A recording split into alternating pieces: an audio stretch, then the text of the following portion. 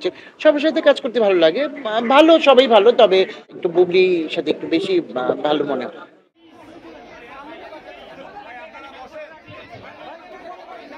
এই ব্যাপারে যদি কার সাথে কাজ করে সবচেয়ে বেশি ভালো লাগে? আমি আসলে কি আমি ভালো মানুষ আমি বলব না, আমি খারাপ মানুষও বলব না।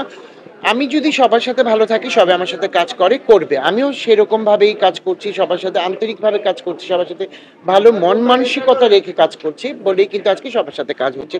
সবার সাথে কাজ করতে ভালো লাগে। ভালো, সবাই ভালো। তবে মনে হচ্ছে আমার কাছে যে একটু বুবলির সাথে একটু বেশি ভালো মনে হয়। আচ্ছা, বুবলির সাথে যদি কথা বলি, বুবলির সাথে কাজ করে কিরকম যদি বলি বা কিরকম হচ্ছে বা কিরকম আরো ভালো লাগতেছে নাকি? না, বুবলির সাথে কাজের অভিজ্ঞতা হচ্ছে বুবলি খুব অমায়িক। আমি সবসময় বলি ওর টাইমলি সেটে আসে এবং রাত ২টা বেজে গেলেও ওর তাড়া নাই। কাজ শেষ করে বাসায় ফিরে তাড়াহুড়া দেয় না। ও যদি ও মনে করে কি যে আমার এই কাজটা আমার এইটাই শেষ করতে হবে। আমি অন্য কাজে যাব সেটা চিন্তা করে না। এই জিনিসটা আমার খুব ভালো লাগে। আর কাজে খুব মানে মানে খুব টাইম দেয়। যে কাজটাকে সুন্দরভাবে করানোর জন্য যতটুকু প্রয়োজন ততটুকুই ও আমাকে দেয়। দাদা কি অপু বিশ্বাসের সাথে নতুন করে কাজে আবার কবে দেখা যাবে? দেখবেন যখন মানে এমন কোনো পরিকল্পনা আছে আমার কিনা? তো আছেই মানে কথা তো হচ্ছেই যে কি যখন ব্যাচে বলে মিলে যাবে হয়ে যাবে।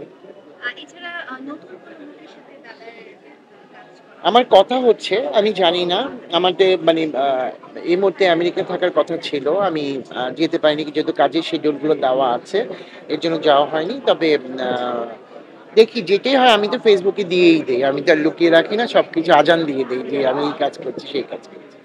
একটা দুঃসংবাদ আমাদের আপু যারা নাই এরা আমার সন্তানের মতো আমার আমার সন্তানকে আমি নিয়ে আসছি এই কারণেই যে ওকে আমি ভালোবাসি আমি বাচ্চাদেরকে প্রচুর ভালোবাসি ওদের আমি আপু বলার ভাষা হারিয়ে ফেলছি আমি আমার বাচ্চাকে জিজ্ঞেস করেন বাসা থেকে আমি উঠতে পারছিলাম না এই জিনিসটা জানার পরে আমার বাচ্চাদেরকে স্কুলে মানে যাবে কি যাবে না আমি সেখানে একটা ইয়েতে ছিলাম মানে তারপরে ওদেরকে আমি বলছি যে বাবা স্কুলের নয় তো একদিন বন্ধ দাও 2 দিন বন্ধ দাও এখন স্কুল তো করতে হবে এই জিনিসগুলো আমার মানে আমি কি বলবো বলার আমার মানে আমি মনে করতে পারছি না যে এটা কি হচ্ছে কি হবে।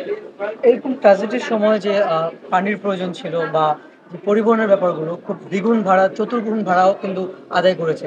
একটা পানি বোতল ৬০০ ২০০ টাকার ভাড়া ৫০ টাকার ভাড়া আপনার ১,০০০ টাকা পর্যন্ত নেওয়া হচ্ছে। এই বিষয়গুলো কেমন লাগে? এই বিষয়গুলো আমি বলবো না বিজনেস তো সবাই করে গরিব মানুষ তবে এইটুকু বলবো যে যারা এই বিজনেসগুলো করেছে বা যেই দোকান থেকে করেছে ওটার লাইসেন্সই বাতিল করে দেওয়া উচিত আমি মনে করি কারণ আমরা তো মানুষ আমাদের উপকারী তো মানুষ আসবে মানুষের উপকারী তো আমরা যাবো আর এরা শিশু আমার বাচ্চা ওনাদের কি বাচ্চা নাই যে এই দোকানদার এই কথাটা বলছে ওনার কি বাচ্চা নাই বানলাম বাচ্চা নাই তা উনি তো ওনার ভাই বোন সবার তো বাচ্চা আছে সেইটা তো সে চিন্তা করতে পারতো যে এটা আমি দিয়ে দেই ফ্রি দিয়ে দেই কত টাকা রে ভাই এর জন্য এরকম 600 টাকা একটা জলের বোতল বিক্রি করবে এটা মেনে নিতে পারছি না একদম লাইসেন্স বাতিল করে দেবো ওই দোকানে।